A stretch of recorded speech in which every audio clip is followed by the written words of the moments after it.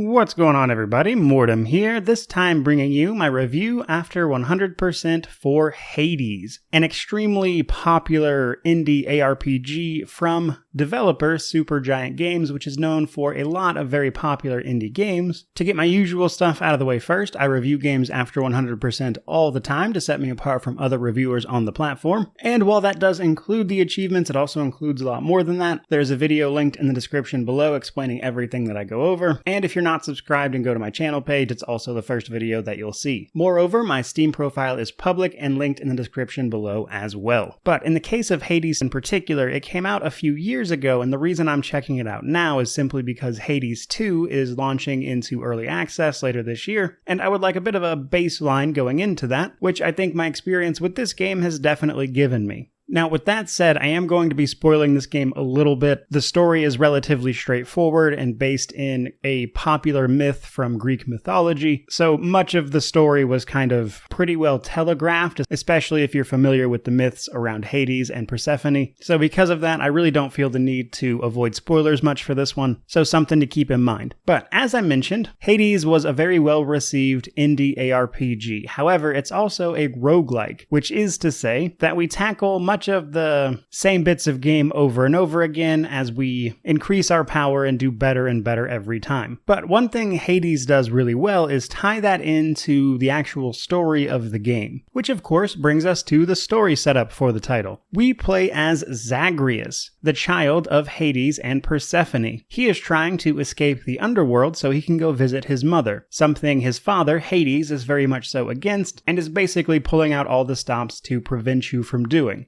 Zagreus only recently learned who his mother actually is, and would like to unravel the mystery around why she left the underworld and everything going on there. Again, if you're familiar with Greek mythology at all, you already know all the answers to this, or at the very least, you can definitely see where it's going. But nonetheless, in spite of that, a lot of the interactions with all of the different gods in the Greek pantheon, as well as Zagreus himself, are full of a ton of subtle nods to various things, which I got a real bit of enjoyment out of. For instance, Zagreus is actually mentioned in Greek mythology, which makes the game's revelation that you are most likely a minor god of blood not exactly a huge surprise. But it is exactly this power, as well as the power of your cousins up on Olympus, that are helping you escape, because the rest of the gods have been made aware of your existence, which was hidden from them for quite some time, and simply put, they would like to meet you and are offering their assistance to help you escape Hades. What they do not know, however, is that you're actually trying to go see your mother in particular. But where the roguelike elements of the game come in is that every time you escape and fail, you'll gain more power, try again, because you are effectively immortal after all, until eventually you escape and you'll finally meet your mother, at which point you quickly find out that Zagreus, as a being of the underworld, is quite incapable of living outside of it. So if you want to advance the story farther than that, you have to continue escaping and meet your mother 10 more times to finally get the true ending of the game. But there is yet more content here, as you can keep going past that and trigger an epilogue that gives you a proper good ending. Which honestly makes me even more curious about what the plot of Hades 2 is going to be, because they wrapped everything up and put quite the bow on it in just this title. So I'm curious to see where exactly they're taking Hades 2 in terms of that direction. From there, let's talk progression systems. And frankly, this game has a lot of them, both temporary as well as permanent ones.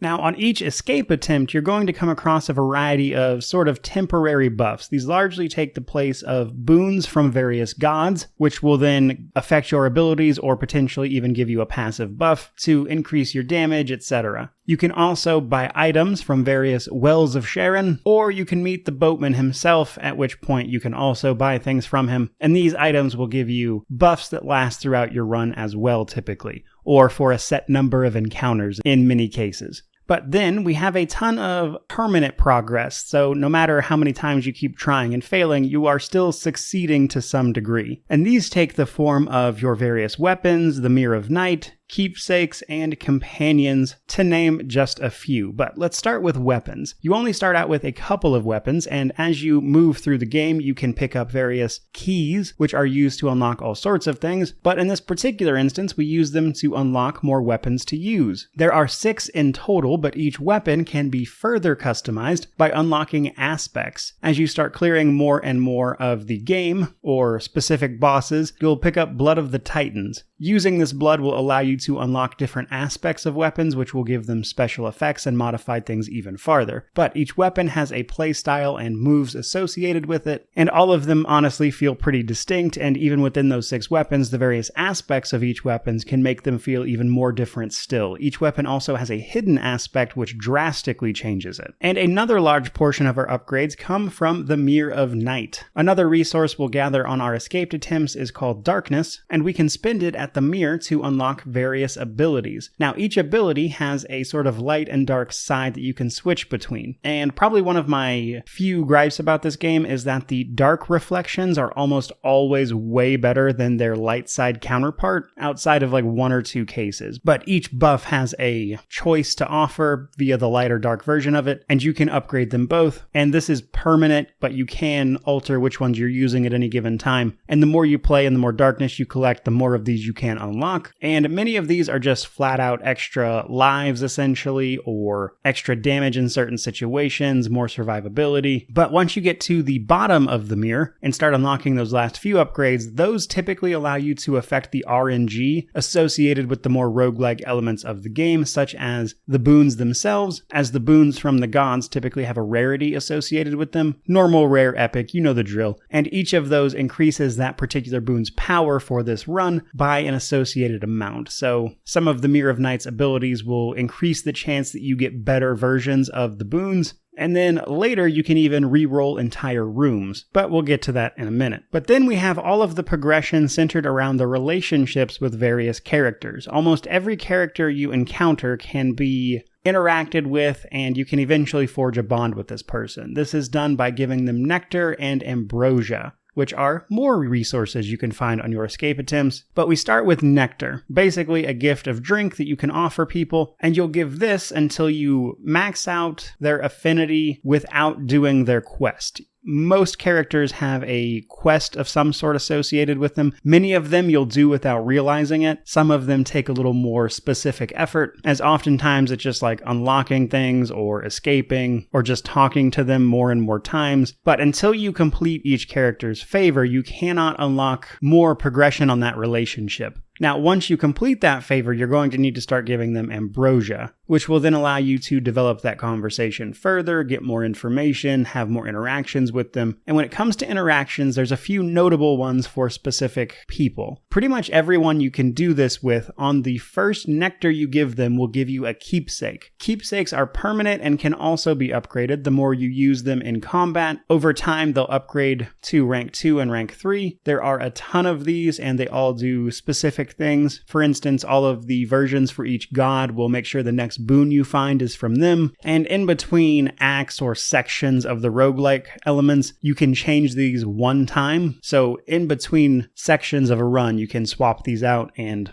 adjust on the fly a little bit. But these can provide some pretty serious buffs for you, and then once you do a character's favor, in the case of 6 specific characters, they can give you a companion, which will allow you to use them as a summon in the escape attempts, at least here and there. There are specific encounters where if you try to summon them, it actually just will not work. For instance, you can't use them against the last boss until well into the game, which has some humorous interactions, but there are also specific encounters in which specific summons will not help you for various reasons that relate to their own character, which is a nice touch. And developing a few relationships will even develop into actual relationships, and while it's certainly not much, some of it is kind of humorous to see, so certainly something to keep in mind. But on that note, one thing that does get frustrating about this game is that a handful of the characters have sort of extra quests surrounding them, Typically, this sees you reuniting them with someone who is lost to other parts of the underworld, or just in general making their life a little bit easier, and these can be painfully difficult to get working, because every time you die on an escape attempt, you come back to the House of Hades, at which point you can have a bunch of conversations with certain individuals, but only one conversation will spawn for a handful of characters who may or may not be in the house when you get back at that time, and if they're not there, you have to go try another escape attempt and hope they're there the next time. So the randomness of who's in the house combined with the one conversation per visit limit makes the very long side quests, let's call them, very difficult to finish because you're working against so much RNG that it's difficult to get the conversations to trigger. However, on the opposite end of that spectrum, one thing they do really well here is that almost no one repeats dialogue very often. There are an incredible number of lines and interactions and unique specifics around what people will tell you, and even after like 100 runs of the game, I had only just started to see a few repeats here and there. So while those individual side things can be difficult to track down, it is pretty remarkable how unique a lot of the dialogue is even that late into the game. But believe it or not, we are still not done with progression systems, as we have yet to talk about the house upgrades or the prophecies. The house upgrades are mostly cosmetic. A few of these relate to the story or give you specific functions that you need, and the game will typically point you to these, but the vast majority of house upgrades are simply cosmetic and will change the look of things and just generally allow you to spruce the place up a bit. Although one of the favors for the housekeeper, Dusa, does require you to spruce up the lounge quite a bit in particular, which is how you complete her quest. But the big important stuff is paid for with diamonds, which come from the escape attempts, of course. And then we have the prophecies. One of the early house upgrades you are directed to is a table of minor prophecies, which allows you to fulfill specific conditions for a reward. These are typically things like gathering every boon for a character or completing main story objectives, escaping for the first time, using a specific weapon, finding its aspects, all sorts of stuff. And generally you'll get a big reward for completing these. But then, finally, for our last bit of progression, we have the Pact of Punishment. After you escape the first time, you'll be presented with the Pact of Punishment, which allows you to take on extra factors in your escape attempts for ever-increasing rewards that vary on a per-weapon basis. Basically, there are a bunch of modifiers to enemies and rooms, etc. that you can toggle on or off, and this will increase your heat level. Every heat level that you go up will offer more unique bounties, again on a per weapon basis. So if I use the spear over and over again, I can keep getting rewards for going through and escaping up until you hit heat level 20. Now, I would say the bounties are the main reason to keep doing this, but there are a lot of sort of symbolic things that you can gain out of it, like statues you can see. But even once you run out of bounties, the absolute limit of what the game has to give you in terms of rewards for Pact of Punishment stuff stops at heat level 32, but you can go all the way up to heat level, I think it's like 63 at a max. And the game, to its credit, does a pretty good job of warning you that at that point, you're pretty much just playing for love of the game. There's nothing really else coming, which is kind of when you know you're done, at least in terms of unique content. And then once you clear everything the game has to offer, it will even offer you a little symbolic badge that you can keep upgrading, again just to show people how far you've come, but it functionally does nothing. And overall, as the longest part of this video is likely to be spent on talking about the progression systems, the progression of this game is just a deep set of systems that are all kind of interconnected together. And once you start getting to the point where you can affect the RNG of your runs a little bit, you can get to where you are playing in a very consistent manner, with my only real complaint being that some of the side content is difficult to get to actually trigger because of the way this is all set up, with conversations only happening one at a time and having to run into people over and over again, some of which is just straight up down to chance. Though beyond that, it does feel pretty good. Which finally brings us to the combat section, which largely comes down to weapons and boons. Though, first I want to talk a little bit about how the game is structured, which you've likely seen up to this point already, but basically, we'll be moving through 4 areas of hell, one room at a time. We start in Tartarus, move to Asphodel, then Elysium, and finally the Temple of the Styx. The Temple of the Styx works a tiny bit differently, but only just. At the end of each of these areas is a boss of some kind, kind. But before we get there, we'll be moving through one room at a time, typically fighting enemies, though sometimes running into a nice reprieve if we've done house upgrades, which will just be a room that offers us healing, or we might run into mini bosses, etc. And before you enter each room, you can see what the reward for it is, which is important if you're looking for something in particular. Each area of hell has a few different variations here, and after you've played for a while, you more or less know what to expect from each area and what may or may not trigger. And in the early game in particular, it's very easy to really just run into a sort of bad run where you just keep getting useless room after useless room,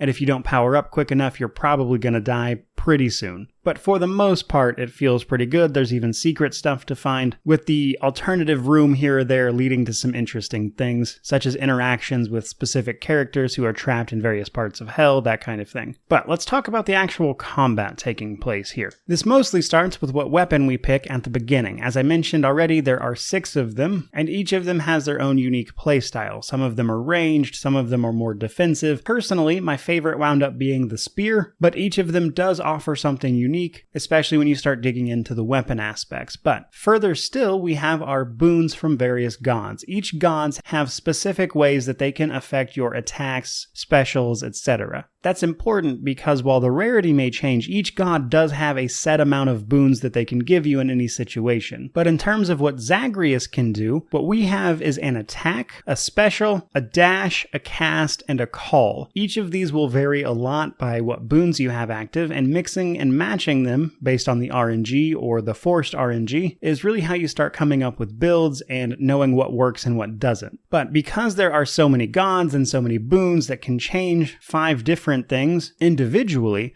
there's a ton of variety to the combat. And while there are a sort of few builds that you probably start tending to use, or at least look for, combat felt fresh across my almost 100 hours with this game, which is genuinely remarkable to me. Now, while I think attack is mostly self-explanatory, special is usually weapon dependent. Each weapon can do something unique. In the case of some weapon aspects, this is different still. So each weapon has a special of some kind. And then we have our dash. This is just your basic dodge. Some gods give you abilities that make this deal damage in some manner. And a lot of the dash abilities actually wound up being my favorite because they're so varied in what they do in terms of damage or status effects on the enemy. It was curious to see how much you could vary up the dash abilities just because what they do tends to be so different. Like when something modifies your attack, it's just going to deal more damage as well as a status effect typically, whereas what dash does is usually pretty varied. But then we have our cast and our call. Zagreus has the unique ability to shoot blood shards, which can then deal damage. Boons from the other gods will affect this and cause it to do different things as well as change how it shoots, but all of them rely on those blood shards. They get shot into enemies when you use this, and then you have to go pick them back up or knock them out of enemies to get them and continue casting, so it's not something you can spam. And then finally we have call. Every god can essentially give you a sort of ultimate ability that you have to charge up. This is known as your call. Each god's version is different. You're likely to have favorites, and if you max out the gauge, instead of using it in its increments, you can do a greater call, which is a giant amped up version of the same thing. So broadly speaking, that's how combat works, but how does it feel? What goes into it, etc. Probably my biggest thing to mention about combat here is that health preservation is important. There's not a lot of healing available in this game, and that's by design. You're supposed to die and try again. So avoiding damage is pretty critical. There are ways to restore it, especially the more and more you get on in the game, such as buying items at the various shops, coming across a fountain, that kind of thing. But generally speaking, health is hard to come by, so a lot of combat comes down to learning the moves of your enemies, as there's only a handful of types and you're likely to memorize them relatively quickly, but learning what they do and defeating specific combinations of them and what certain boons do to affect those individual enemies is a lot of the variation to combat. But given the sheer amount of systems at play here, that can be a little more difficult to do than it is to say. But while this game gets praise for a lot of things, I think one of the best things about it for me was honestly the combat, because there's so much variation to it that it felt fresh across my entire time with this game, which was not insubstantial. So much so that it's easy to gloss over the more glaring issue here, which is that enemy variety is very low. There's really just not that many different enemies in the game, and while there's a ton of ways to attack them, once you start memorizing them and what they do, the game gets a lot easier. And that's probably my biggest negative for the combat, is simply that the enemies you are engaging in that combat with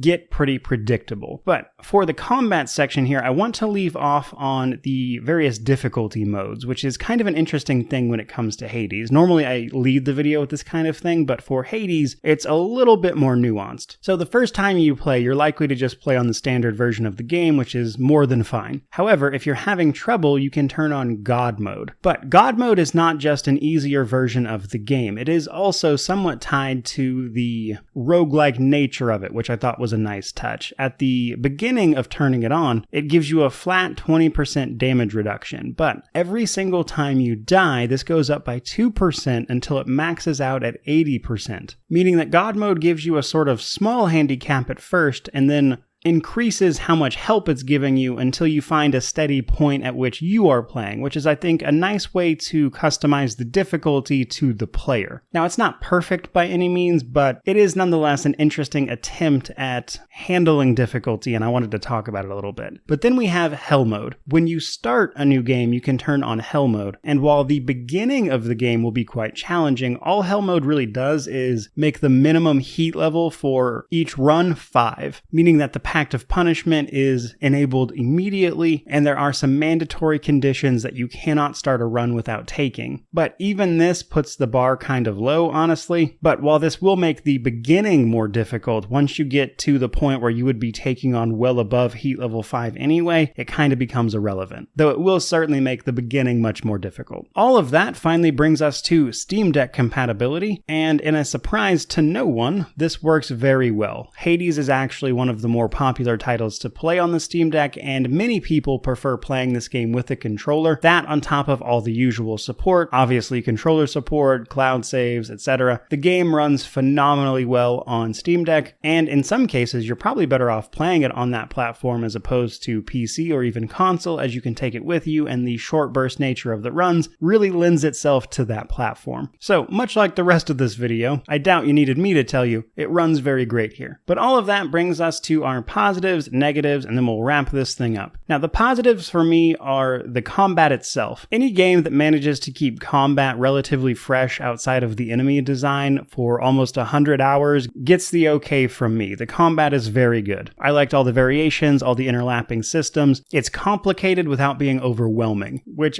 I think the game just nailed. And then there are all of the interactions you can have with the various characters. Again, it was like my 100th run before I started seeing dialogue and things repeat, which is remarkable. So for me, I'd say those two things are the big positives. There are, however, some negatives. For starters, the more obscure side quests that rely on RNG to even finish or trigger can get really annoying really quickly, especially if you're just trying to get a specific thing done. Having to just play until it eventually pops up is annoying, and even in the cases where you can force the RNG, this is still going to be annoying because you can only force it so much. And then we have the relatively limited enemy variety and the areas themselves. Personally, around 40 to 50 hours, I feel like I had seen everything visually that the game had to offer in terms of enemies, areas, variations therein with all the different bosses, etc. But even at that point, you still have a lot of story content to see, and while it's fun to see that unique stuff, the repetitive nature of the things that surround it can make it a bit of a slog to get through that last part. However, at the same time, this is a roguelike, so that repetitiveness is kind of the name of the game. It is nonetheless something that got a little annoying after a while. I fully admit those are very minor problems, which brings us to our conclusion. Hades is a great indie game that did a ton with a little. All of the interlocking systems, the story itself, the constantly fresh interactions with all sorts of characters is really what drives this game home, to the point where it's easy to overlook small problems, especially when you compare that with the full price of the game, game, which is $25. That will of course vary by region. It is nonetheless a game that is a few years old, which means you can find it on sale pretty regularly, so it's pretty easy to get it for even less than that. And for that price, you are getting potentially hundreds of hours worth of game, which makes it an incredibly easy game to recommend, which is why so many people have, as it is quite the popular title. But more than anything, I'm glad to have checked it out before the release of the second game so that I now have a sort of standard by which to judge the second one, and I hope you enjoyed this journey as we look forward to the release of the second title. But more than anything, hope you enjoyed the video. Thank you so much for watching. I truly do appreciate it. Don't forget to like, comment, subscribe, all that YouTube jazz. The channel is growing constantly, which I couldn't do without people like you watching to the end of this video. So again, thank you. May you wander in wisdom and have an amazing day.